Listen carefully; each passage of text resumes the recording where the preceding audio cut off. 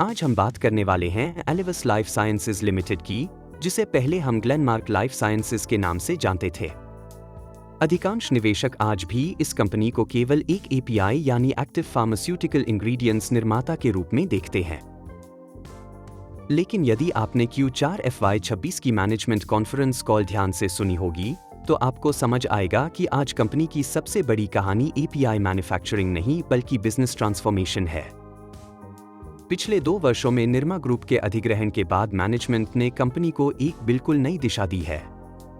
अब कंपनी केवल ग्लेनमार्क पर निर्भर एपीआई सप्लायर नहीं रहना चाहती, बल्कि एक डाइवर्सिफाइड ग्लोबल एपीआई और सीडीएमओ प्लेटफॉर्म बनने की दिशा में तेजी से आगे बढ़ रही है।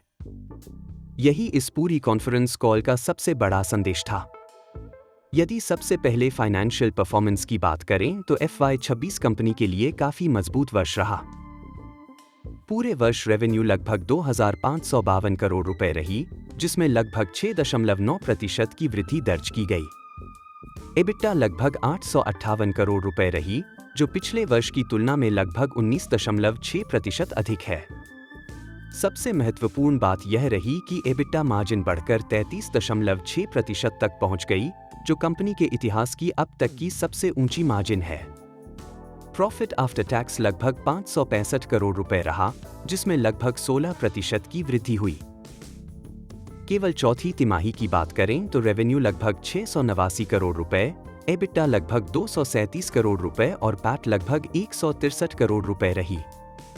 मैनेजमेंट ने विशेष रूप से बताया कि यह प्रदर्शन केवल सेल्स ग्रोथ का परिणाम नहीं है, बल्कि बेहतर प्रोडक्ट मिक्स, ऑपरेशनल एफिशिएंसी और कॉस्ट डिसिप्लिन का भी परिणाम है। लेकिन इस कॉन्फ्रेंस कॉल की सबसे महत्वपूर्ण कहानी फाइनेंशियल रिजल्ट्स नहीं थी। सबसे बड़ी कहानी थी कि कंपनी पिछले 2 वर्षों में किस तरह बदल चुकी है।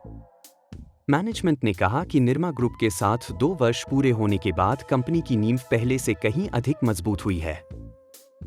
पहले कंपनी का बड़ा हिस्सा ग्लेनमार्क फार्मास्यूटिकल्स यानी GPL पर निर्भर था, लेकिन अब स्थिति बदल चुकी है।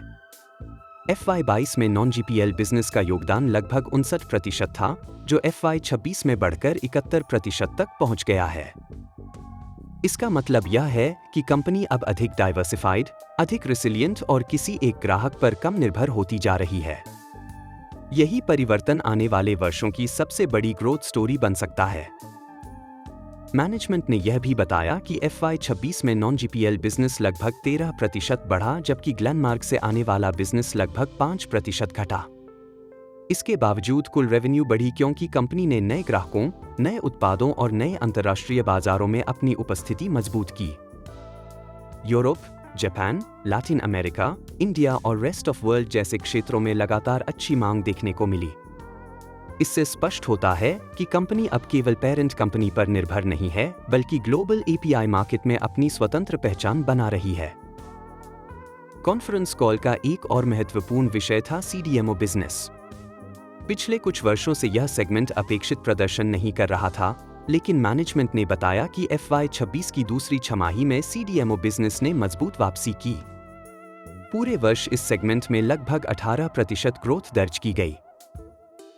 कई पुराने प्रोजेक्ट्स अब कमर्शियल स्केल पर पहुंच चुके हैं और नए प्रोजेक्ट्स पर भी एडवांस स्टेज की चर्चाएं चल रही हैं। मैनेजमेंट का मानना है कि आने वाले वर्षों में सीडीएमओ कंपनी की सबसे तेजी से बढ़ने वाली बिजनेस लाइन बन सकती है, क्योंकि ग्लोबल फार्मास्यूटिकल कंपनीज अब भरोसेमंद और कॉस्ट एफिशिएंट मैन्युफैक्चरिंग पार्टनर्स की तलाश में हैं। यदि प्रोडक्ट पोर्टफोलियो की बात करें तो कंपनी लगातार अपने पोर्टफोलियो को मजबूत कर रही है। FY26 के दौरान 11 नए प्रोडक्ट्स कमर्शियल पोर्टफोलियो में जोड़े गए, जिससे कुल पोर्टफोलियो बढ़कर 176 मॉलिक्यूल्स तक पहुंच गया। इसके साथ ही कंपनी ने 49 नए कस्टमर्स भी जोड़े और अब कुल कस्टमर बेस लगभग 900 हो चुकी है। इतना ही नहीं, मैनेजमेंट ने बताया कि दुनिया भर में कंपनी के पास 611 से अधिक DMF और CEP फाइलिंग्स हैं। हाई पोटेंट API सेगमेंट में भी 28 प्रोडक्ट्स डेवलपमेंट पाइपलाइन में हैं, जिनमें कई वैलिडेशन और एडवांस डेवलपमेंट स्टेज पर पहुंच चुके हैं। इससे स्पष्ट होता है कि आने वाले वर्षों में प्रोडक्ट लॉन्च पाइपलाइन भी मजबूत बनी हुई है। अब बात करते हैं कैपेसिटी एक्सपेंशन की। मैनेजमेंट ने बताया कि सोलापुर ग्रीनफील्ड प्रोजेक्ट का पहला फेज FY27 की दूसरी तिमाही में चालू होने की उम्मीद है। साथ ही नवी मुंबई के तलोजा में नया R&D सेंटर भी विकसित किया जा रहा है।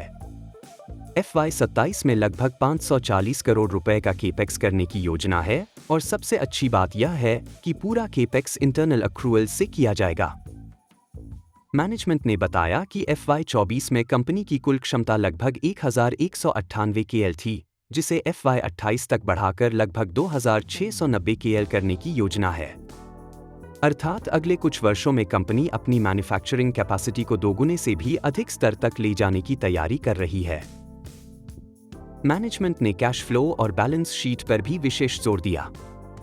FY26 में कंपनी ने लगभग 259 करोड़ रुपए का फ्री कैश फ्लो उत्पन्न किया और वर्ष के अंत तक उसके पास लगभग 782 करोड़ रुपए कैश एवं इन्वेस्टमेंट्स मौजूद थे।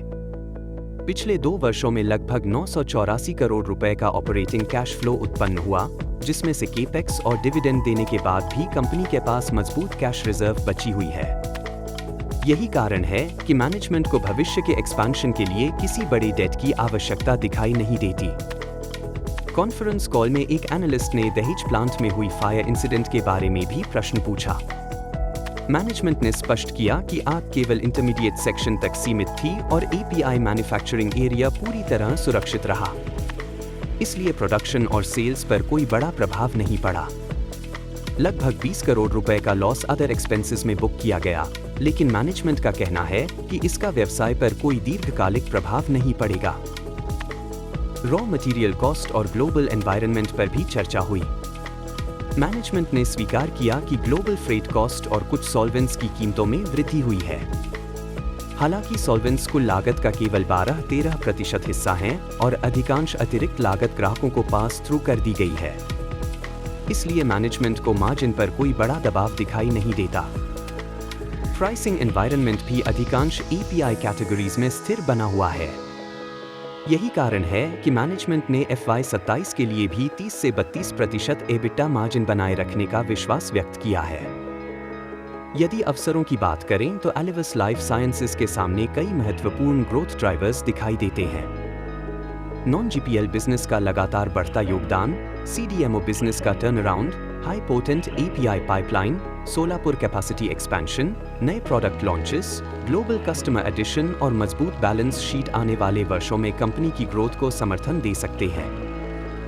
दूसरी ओर निवेशकों को global API pricing, regulatory approvals, geopolitical risks, currency fluctuations, customer concentration और केपेक्स एग्जीक्यूशन जैसे जोखिमों पर भी नजर रखनी चाहिए।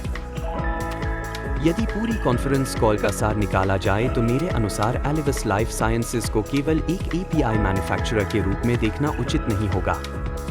पिछले 2 वर्षों में मैनेजमेंट ने जिस प्रकार business diversification, margin expansion, product innovation और कैश जनरेशन पर काम किया है, वह कंपनी को एक उच्च गुणवत्ता वाली ग्लोबल फार्मास्यूटिकल मैन्युफैक्चरिंग प्लेटफॉर्म में बदलने की दिशा में ले जा रहा है। सबसे महत्वपूर्ण बात यह है कि मैनेजमेंट केवल रेवेन्यू बढ़ाने की बात नहीं कर रही, बल्कि बेहतर product mix, high value APIs, CDMO expansion और सस्टेनेबल प्रॉफिटेबिलिटी पर लगातार ध्यान दे रही है।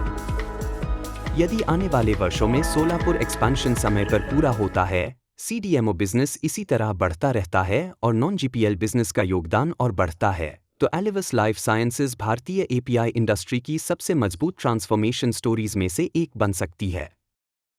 अगर आपको हमारा यह विस्तृत कॉल डिकोडेड पसंद आया हो तो वीडियो को लाइक करें, चैनल को सब्सक्राइब करें और बेल आइकन अवश्य दबाएं ताकि आने वाली सभी कॉल एनालिसिस सबसे पहले आप तक पहुंचें। नीचे कमेंट करके जरूर बताइए कि अगली किस कंपनी का कॉल एनालिसिस आप देखना चाहते हैं। डिस्क्लेमर: यह वीडियो केवल शैक्षणिक एवं सूचना उद्देश्य के लिए है। यह किसी भी प्रकार की निवेश सलाह नहीं है। किसी भी निवेश निर्णय से पहले अपने SBI रजिस्टर्ड इन्वेस्टमेंट एडवाइजर अथवा वित्तीय सलाहकार से परामर्श अवश्य करें।